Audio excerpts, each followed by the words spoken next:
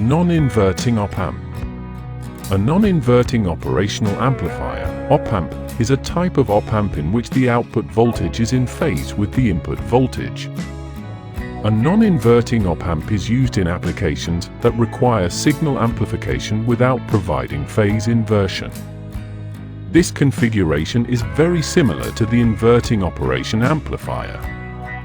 For the non-inverting one, the input voltage is directly applied to the non-inverting pin and the end of feedback loop is connected to ground.